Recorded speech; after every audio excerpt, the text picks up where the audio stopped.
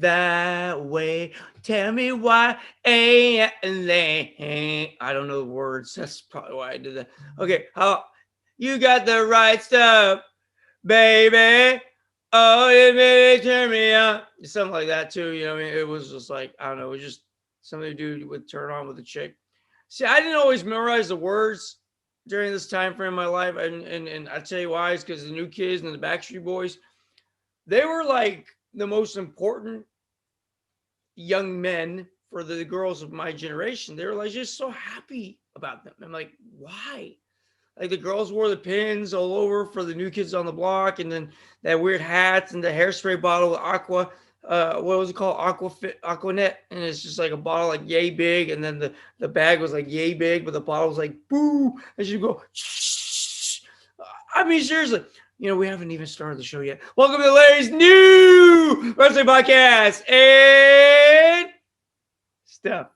See that we had to do that because when you start a show with random talk and you give it you didn't give it any formal introduction, you might go, what the hell is this? And you might stop and continue to watch because you're trying to figure out what is happening right here, right now. So welcome.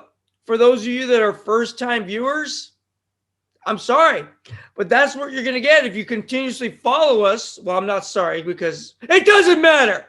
Because it is a show about stuff. And of course, the world of professional wrestling. As you can see, we're in the Ring of Life once again, live in living color, even though it's a little overcast looking. It's the new set kind of thing. I don't know. For keeping it, whatever you're seeing right now, whatever. That's my second podcast. Anyways, but there's a second show, folks. For those first-time viewers, there's another show you can watch called Whatever. It's called basically Whatever. When we talk about, it doesn't matter. No, we talk about whatever. Anyways, is there a point? Yes, there is a point. Back to focus. We are here to talk about professional wrestling. And the reason why is because I'm a lifelong fan from the age of about 7, 8, and my grandfather going, oh. It's a way of saying I like this stuff, and it's weird in Arabic. Okay, anyways. But the whole point is my dad didn't like it. He was kind of like, what was this garbage? Well, because my dad pissed me off and I wanted to get back at him, I kept watching. So, I'm sorry, but we'll see, me and my dad are good now. He passed away many years ago. My grandfather taken from me, from us, me, I'm being selfish, us, the world. He was a great influence on me pursuing this right here, wanting to pursue a life in wrestling. I've always utilized the Nature Boy in my plays, in my auditions, the Ric Flair. Woo! I always gave it that Ric Flair swagger when I auditioned. You know what I mean? It's just like limousine riding, jet flying, kiss stealing, wheeling dealing, son of a gun who made all the girls cry. Woo! See, that's what you get on this show, folks. We talk about the World Wrestling Federation, the WCW, which stands for World Championship Wrestling. Or in the South, they get WCW. That's what they would say because that was a Southern-based wrestling company, and it originally was called the NWA, the National Wrestling Alliance. And then there was Mid-Atlantic Wrestling. There was like AWA, the American Wrestling Association, the GWF, Global Wrestling Federation. I mean, it was all over the gorgeous ladies of wrestling. Even the ladies got in on it in the 1980s. We had them on our show. Watch previous episodes. For those who have never watched an episode, welcome. Anyways, the whole point, is there a point? Back to focus. We talk about professional wrestling, but we also talk about stuff like COVID 57, 19, hut, hike, whatever it is that's going on right now, folks, in your life. Welcome to the new era of our world, where even I read on a box the other night, kills COVID-19. Kills, like literally, it's a bacterial wipe, Clorox wipes. There you go. We want a sponsor. Anyways, the full point is, well, if Clorox wants to sponsor this show, I'll take their money and their wipes. Not like baby wipes. But anyways, back to focus. This is like wipes for like battling this thing. We have no idea what it is. They're saying if you keep clean, Clorox says, keep clean, you can fight COVID, and you can be fearful or you can be fearless in this time. You want to be like John Cena, hustle, loyalty, respect. But he says on his shirt, don't give up. So that's the Cena that people go, let's go Cena, Cena. Anyways, not the Doctor of Thugonomics. He wouldn't do that. He'd rap it instead of telling you in his own babyface way. Babyface, for those of you who do not understand, who are not maybe wrestling educated, because I am the wrestling encyclopedia, and I'll tell you that a babyface is a good guy versus the heel is a bad guy. So for those who come and join us here on YouTube, and thank you for subscribing, all of you, and it doesn't matter about how many we get, as long as you share it with family, friends. Yes, it does actually matter how many we get. But anyways, the whole point, I'm supposed to be like Gary Vee style, who's a great person to listen to, and Jim Cornette, who's also a great one to listen to. I take these other podcasts and I get information from them, but I'm my own podcast. My own podcast is very, as George McFly said, and Marty said to, I'll never forget this. And then, it's been educational. I mean, it's really a life that we get confused. Just like when you watch this show, it can be very confusing because we don't know what direction Larry's going in. Either you keep up or you fall asleep or you need a shot of, anyways, all I'm saying is we're going to be talking about this today. Interesting show. We're going to have all kinds of interesting subject matter today. Like so far, we've been talking about COVID. I hope all of you are healthy out there. Now, what we transition into are things like, let's say, how we didn't destroy our country and how we kept it civil. And I think we're going to hopefully grow as a country now, have an attitude of gratitude. We should have never changed. We should have always been good, no matter who's in charge, whoever our president. I'm not going to get political on this show. Be good to each other. Stay humble. Stay in your lane. Okay? I've heard this somewhere. And I can tell you, folks, have an attitude of gratitude. The most important thing is out there in YouTube, iTunes if you're listening, and Spotify if you're listening, for Androids, iPhones, or any mobile device, or on your big screen TV because you want to see how big my nose looks on a 70-incher, whatever. That sounded so sexual and sensual. I'm just going to leave that one alone. On a 70, never mind, 7 inches maybe, but anyway, 70 inches. Anyways, the whole point is back to focus. Watch the show at your own risk and realize that you're getting a guy who looks very happy to be here. See, I kept it humble. You have to look inside and not at the exterior and notice, am I doing good for this country? Am I doing good for the world by being who I am right now? Can you look in the mirror like Michael Jackson said, the man in the mirror, and Michael was innocent, by the way. Michael Jackson, my friend lady from Hollywood Boulevard, she'd go, she'd come to the store on the Walk of Fame every day with some stuffed animals and things that she wanted to hold. And she would just look at the Michael Jackson star. And I would see her as a tour guide. And I can't remember her name, but she has some really bad hair chin. Anyways, that wasn't the point. The whole point is, yes, she did have it there though. Anyways, the whole point is she'd come there and she'd look at the Walk of Fame star and she would say, she wouldn't say anything much. She'd just look at it and I go, that's Michael. She goes, uh-huh.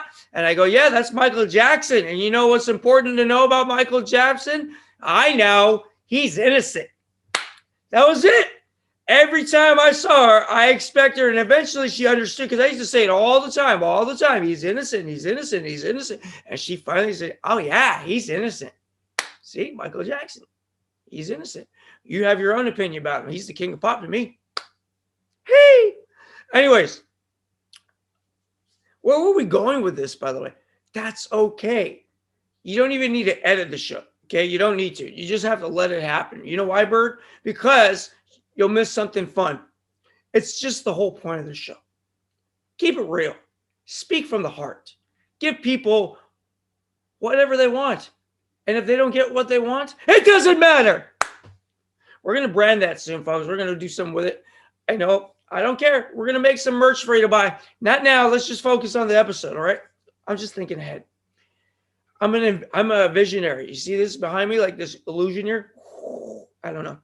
Anyways, we don't know what's even behind me. It could be like, some furniture. I don't know. I'm sitting on something, although as I'm floating. Take a breath, Larry. Take a breath. You see, folks, this is what you get day after day, week after week, year after year on Larry's new wrestling podcast. And what was that word? Stuff. So remember, folks, when you subscribe on YouTube, iTunes, and Spotify, just type in the search Larry's New Wrestling. Typically, we come up. But that sounded so weird. Anyways, we come up on the search. That's what I meant. You know what I mean? Anyways, the whole point. Is there a point? Yes, there is.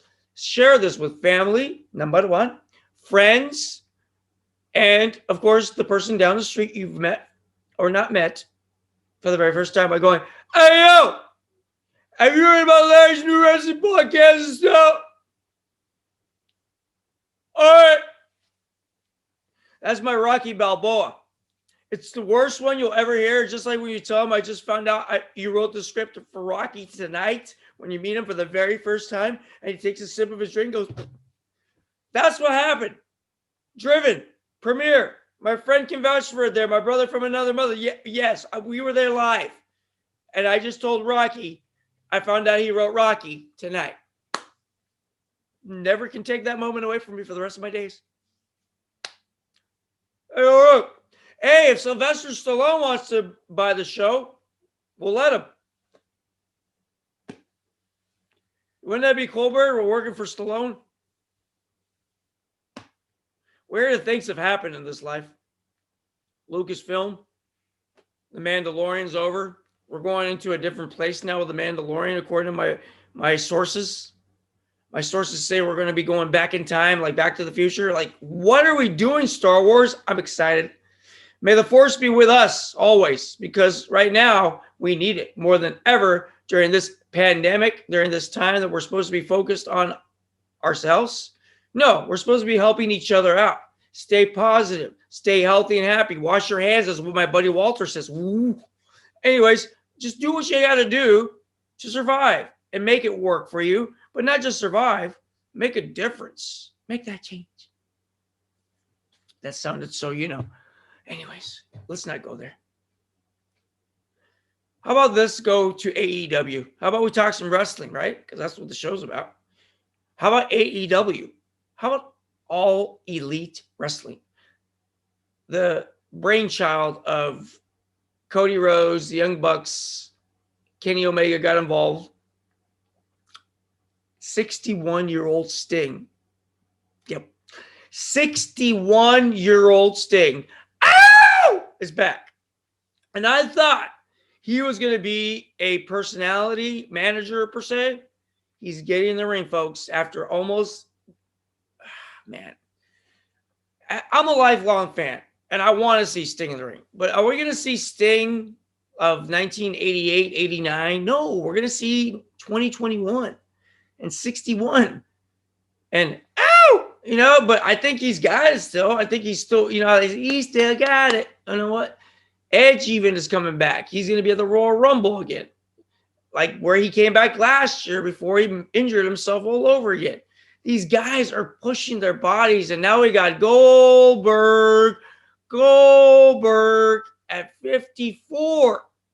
Back in the ring against age 35, the World Wrestling Federation Entertainment Heavyweight Champion, Drew McIntyre. In the prime chisel. Now, he was a scrawnier guy, but then he chiseled up too. And now he's using Icopro. You got to want it. For those who know the late or early 90s wrestling, you understand that. It was a supplement that was utilized to get buff. I use organic protein and amazing green superfoods, and neither one is sponsorship. But they still get promoted here on the show because you know what? Eventually they'll want to buy the show because I'm getting subscribers. I know. I'm supposed to focus on the Evolution, and that's the name of the pay-per-view for AEW, I believe. AEW Evolution. Well, what are we doing? It's like he's in a tag team street fight with Darby Allin against Taz's Brian Cage from the Bay Area. Okay, he made it good. Congratulations, Brian Cage. No haters here. I'm happy for him. I know him personally.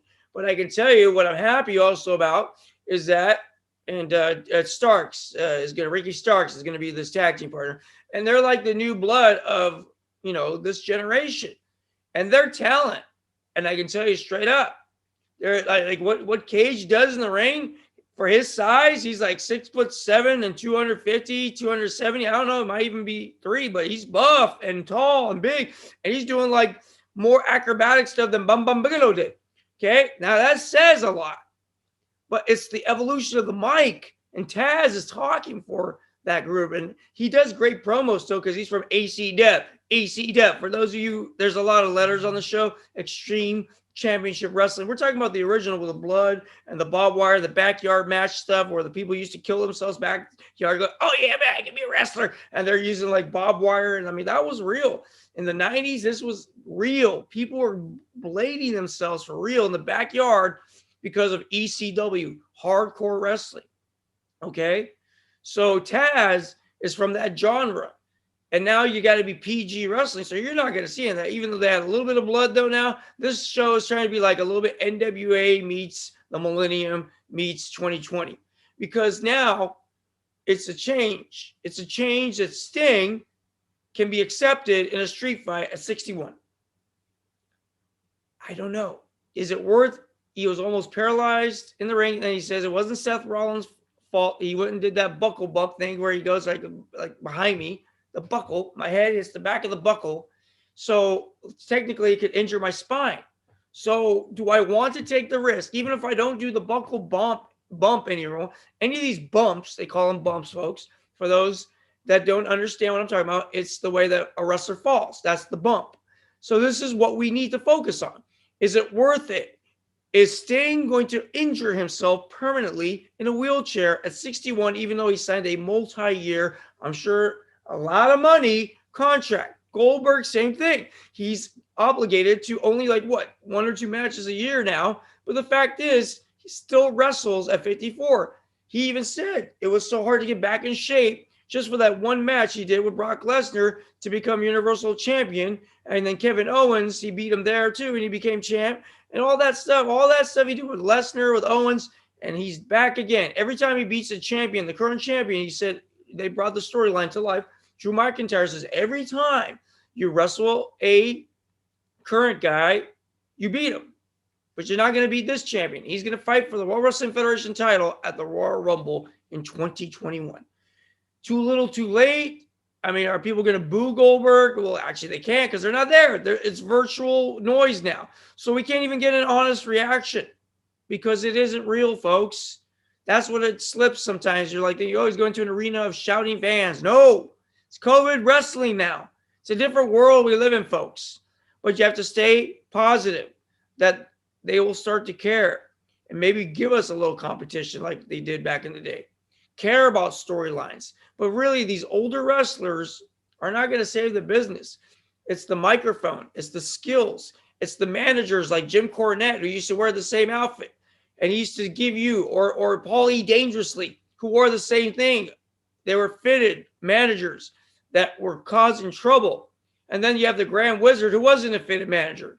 He wore the most unorthodox ring attire. Classy Freddie Blassie even wore the Sheik gear when he managed the Iron Sheik. I mean, do we need the managers back? I think so. I think that'll save these wrestlers because back in the day, you had Bobby the Brain Heenan, one of the greatest minds in the history of wrestling. These are individuals that no longer really exist, that speak for the wrestler, and the other guy wrestles. Okay? So my job is to promote Sheik Hassan, number 1. He's going to break you. My Sheik is going to break you. I come to this country and I get gas station and my Sheik is going to break you. See, I do these characters, folks, because I'm Middle Eastern. I'm Iraqi, Turkish, Armenian. I'm very confused because I've got blonde hair now. But I still look good, but I'm humble. I'm humble. Anyways, back to focus. What can we say about the current wrestling? We're going to have WrestleMania now at 3 locations for sure in the next 3 years. Raymond James Stadium. They're going back to a big facility. They're selling tickets. We don't know how many tickets. Oh, by the way, NBC Universal essentially owns the rights to the WWE Network now. So when you subscribe to WWE Network, I would recommend subscribing now to NBC, the Peacock Network. That sounds weird when I say it. The Bird Network. Please subscribe to that streaming service because they're going to supply the WWE Network, and you can buy it for $9.99 with no ads. But you'll also be getting the NBC content now. So you're a double. Winner without the chicken dinner because go vegan. Sorry. See, folks, you never know what's going to happen to you. We're going to go throw you a curveball, strike three, you're out. It's not baseball season yet. It's basketball. And the Warriors, they are a good team. Anyways, that's all I got to say is that I am a man with no team, but I guess I'm from the Bay all day, every day. We're going to be talking about San Francisco, California, and today's main focus as we go into our final, I swear to you, we have a little bit more to talk about because we have a broadcasting legend. Today, I told you, folks, we're going to be doing a pretty good episode. You know why? I'm in a good mood. If it ends up being a 4-hour broadcast, stop whenever you want. Even my business partner, if he doesn't want to watch anymore, he'll stop. Anyways, but listen, the whole point is this. We want to give you everything we can to give you research, to give you knowledge, like the legend who just passed away, the legendary Larry King. Yes, Larry King Live, who had numerous wrestling personalities. He even had President Donald Trump before and after.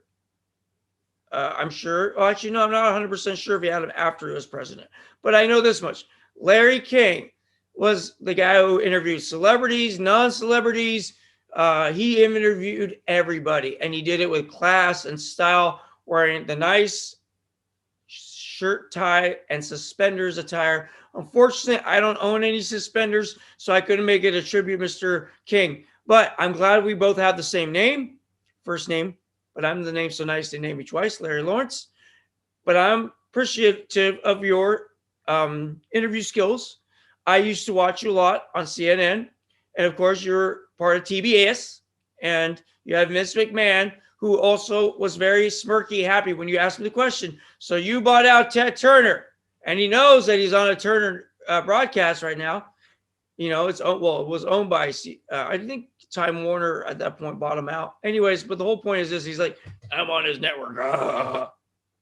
Vince McMahon, because he's arrogant. He's a multi-billionaire. I said billion. Hey, he is what he is. Donald Trump, multi-billionaire. You know why? They're smart businessmen. They knew how to create real estate and an empire, and both of them are friends. And you know why? Because they're intelligent businessmen who built wrestling together in a way. Do you remember WrestleMania 4 and 5? Trump Plaza. Okay? But one individual who was smart enough, Larry King, to bring these personalities, to bring these wrestlers on, to show even Chris Benoit. Why did he kill his wife and why did he suffocate his son? Larry King Live. He had Chris Jericho. He had Bret the Hitman Hart. He had John Cena. Okay, he had doctors. He had police officers. This guy had attorneys. Larry King wanted to get to the nitty gritty 2 weeks after the murder, and he had these individuals on CNN on Larry King Live. That right there is what we lost, folks. We lost a legend who's had Vince McMahon, Triple H, even burying Bret Hart on CNN. I mean, just doing everything he can to show that my family is the number one family. Triple H also was a big part of CNN during this time, and so was many other wrestling personalities. I'm telling you right now, if you watch CNN, if you don't, you know what? Go to YouTube. That's where you go now. And you watch the current product, which is our universe, folks. Where you find this show, YouTube, iTunes, and Spotify. Go watch old Larry King archive footage. And then he did a show called Larry King Now. So even after he officially retired from CNN, he couldn't stay away. He came back in a different format. And I tell you, he still gave it he still gave it that feel like he never went. Like David Letterman, he came back. Now he's on Netflix and he's doing his shows too, where he interviews famous individuals, but he does it in a non every night basis. That's what I think Larry King was going and running way too hard for his age. He had heart attack, he had cancer, he overcame all this, marriages. I mean, the guy did it all. He was like the news version of Ric Flair. Woo! So, anyways, he was basically a great broadcaster. As right now, I have a microphone near me that reminds me. You can't see it, but like John Cena, you can't see me. You can hear me. For those on audio, iTunes, thank you. Spotify, thank you. Larry King was on all genres. He started out in radio, folks. This gentleman, I was so proud to say I was able, as a little kid, to watch him, and my parents watched him. And as an adult, I learned more and more as an adult that this guy is good. I have a degree in broadcasting from San Francisco State University. Arnold Schwarzenegger signed it because he was the governor. Anyways, but the fact is, Larry King is one of the reasons why I pursue a career in show business, and I still work in show business till this day. I may not audition anymore. I may not be running and gunning in a car from studio to studio, but I'm in my studio. I'm in the ring of life. I'm where I need to be right now. And I give an attitude of gratitude. And thank you, Mr. King, for giving us, the viewers, and those who are lucky enough to be interviewed by you, a chance to experience real news. And he even wanted to get down to the nitty gritty during that episode about Chris Benoit. Was it roid rage? They were trying to figure out. And Bret Hart, everyone defended wrestling. And they made sure to say, hey, man, we're not barbaric people. We're not killing our wives and children. Larry King gave us the chance to understand this. Thank you, Mr. King. Because steroids is a big deal in wrestling. They have been used. Even Hulk Hogan admitted that episode because they had archive footage, even for those that weren't there again, to speak on the behalf of Chris Benoit. And they praised him. They say he was professional. He was quiet. Good guy. We don't know why he did this. And he did. Even Ted DiBiase was on this episode with Larry King. And he says, Mr. DiBiase, you're a pastor now, ordained pastor. Do you think he did it and he just realized, oh my God, I screwed up? And then just an act of contrition, I think is what Mr. DiBiase calls it. Ted DiBiase says, yes, he had an act of contrition where he said, oh my God, I just killed my wife. What did I do? So he's got to suffocate his kid as a mercy kill. And he put Bibles next to each one of them. And this is a wrestler who used to do a finishing move from the top rope, headbutt, headbutt, headbutt. Of course, head trauma every night, CTE scan. You need to see maybe there was something wrong with his brain, his mental health. See, this is why Larry King tries to bring this to light. So that way you understand that not everybody uses steroids. And by the way, I'm all natural. And the fact is, it doesn't mean I'm not angry. Yes, I was angry when I used to do this. I drank. I was angry. My mental health wasn't good. Okay? It's a poison. Go vegan. Stay healthy. You see a new to you. That's where I got this haircut. Anyways, it's the name of the salon. I'm not going to tell you where it is because it's my salon. Anyways, I don't want you to stalk me.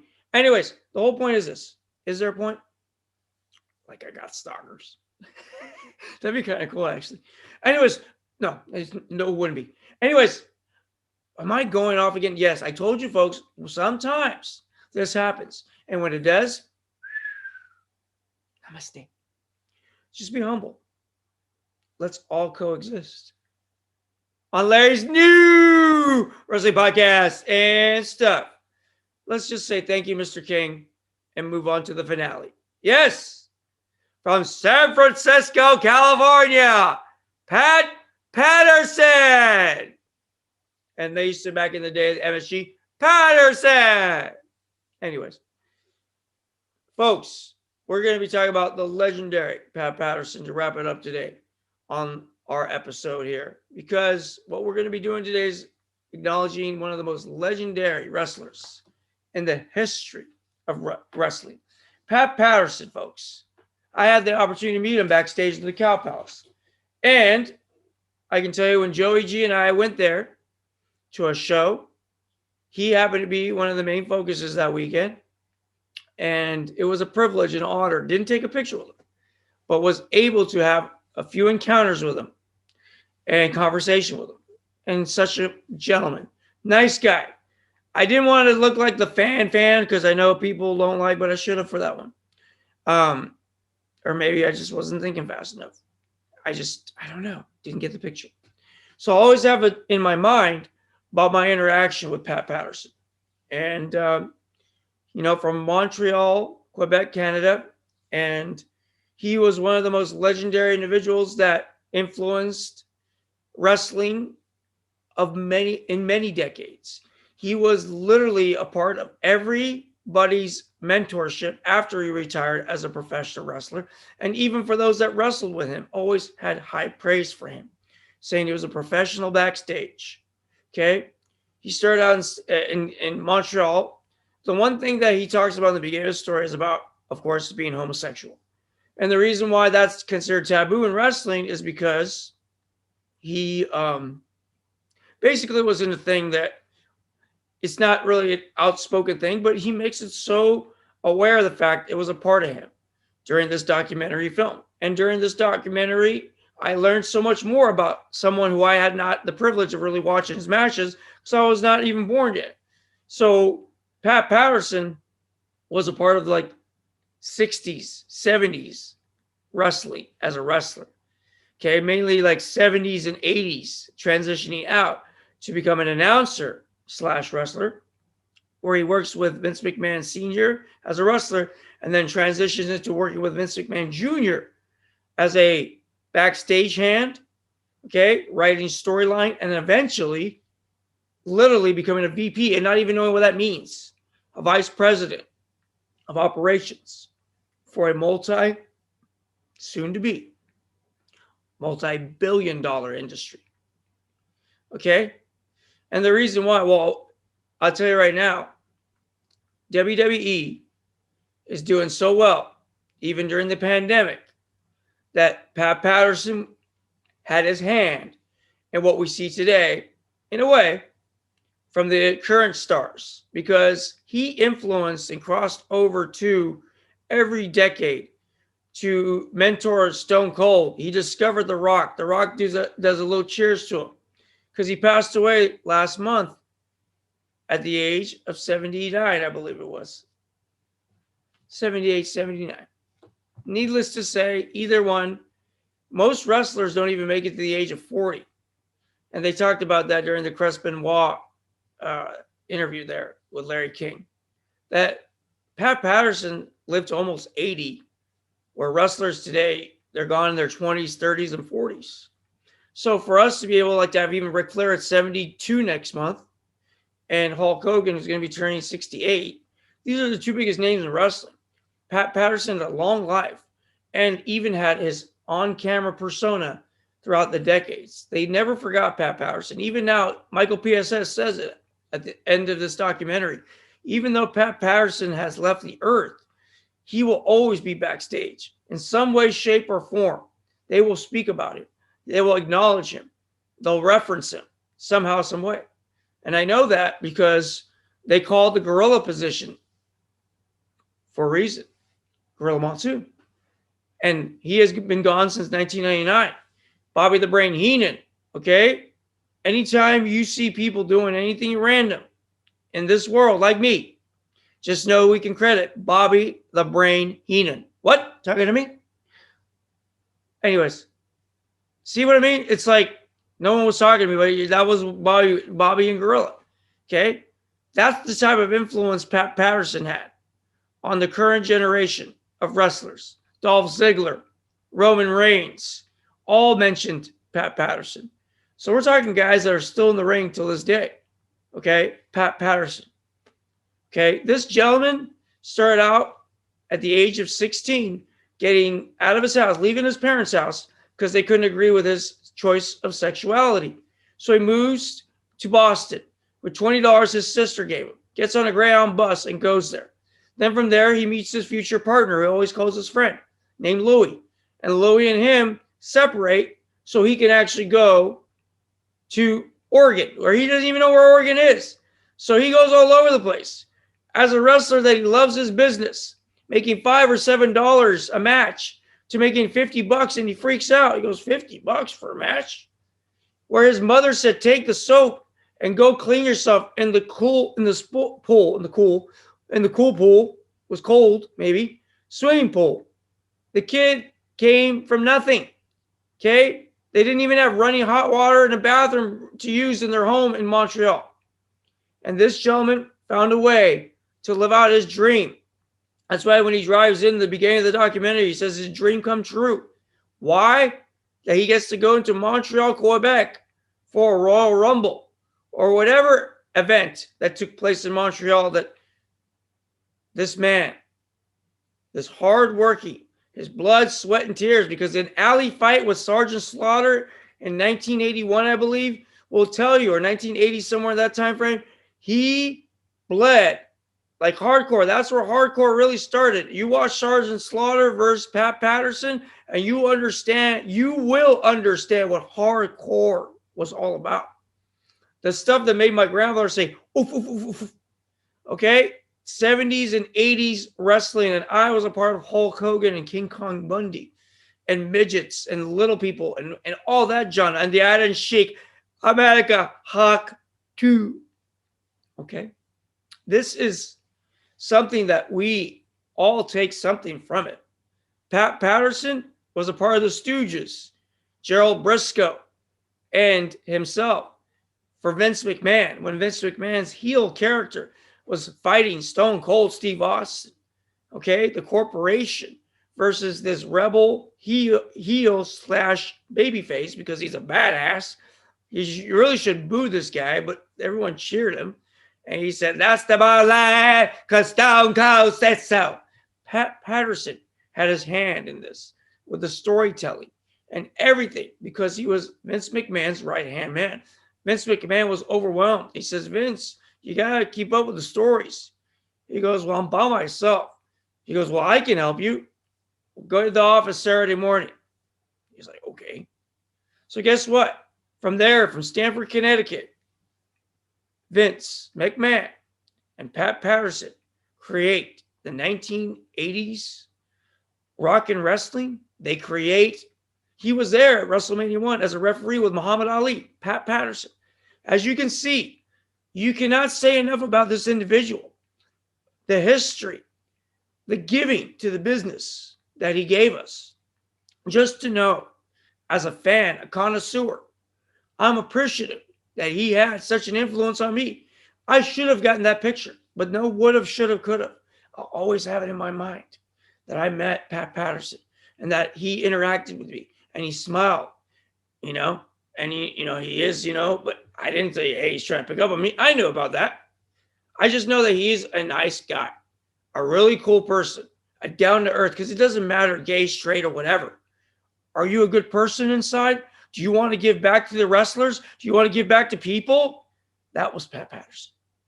He's a good man, a good human being, who even acknowledged his partner during his Hall of Fame speech in 1996 by thanking Louis. He said, I'm going to do this for the very first time. He was ashamed.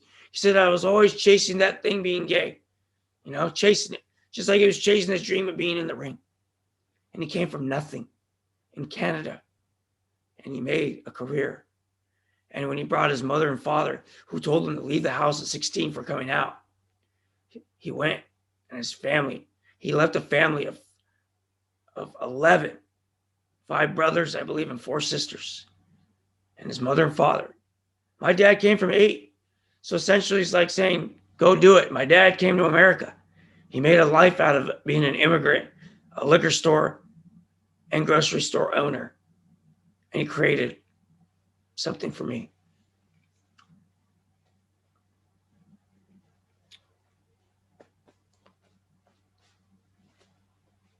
Thanks. Yeah, we have these moments here. It's okay. They're organic, as my business partner would say. It's all right. I wasn't planning on having that happen, but it doesn't matter. See, I'm trying to rebound, so you don't think I'm crying, but it's okay. We're human, and so is Pat Patterson. So thank you, Mr. Patterson, for allowing myself and the world to be a part of your world, to give us storyline, your blood, sweat, and tears to the sport of professional wrestling. To give a kid a chance to escape his dad's dialysis, to escape things that were always giving me so much happiness and pain at my house, and led me to entertaining and becoming an actor, a comic, a producer, a host, and to be humble about it, and to know that it was due to your influence and your product that you helped come and you brought to life for us. You helped us. You helped us create, Mr. Patterson, and thank you. And I think I said Mr. Patterson the whole time I met you, because it's a respect thing, and that's what this business is. It's respect. Well, I'm going to leave now. I think we've done our day, our thing, whatever. We're done. Anyways, but the only thing I can say to you is earlier in the show, we did something cool. We're going to do something real cool for you. We're going to send you off with a song. You ready? Okay. Because, Pat Patterson, he loved one of his favorite songs, and on my father's tombstone, it says he did it his way. Pat Patterson loved singing that Frank Sinatra song, I did it my way.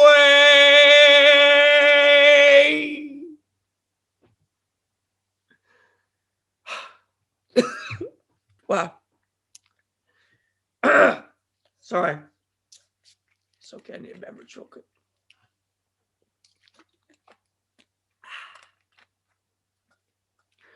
Anyways, I think we're good. I think my cousin's going to be starting to play his guitar soon. And I'm going to say to you, our lives are whatever we make of it. Let's go out there into the world today and do me a favor, everybody. Do me a great big favor. As Pat Patterson would say, he did it his way. Go out there and do it your way, my friends. As long as you do one thing for me, make sure you make your life a great one, because that's all you can do. Every day, stay healthy and happy, and let's just be good to each other. Go vegan and be good to each other. I'm out, and I can tell you, folks, we'll see you soon.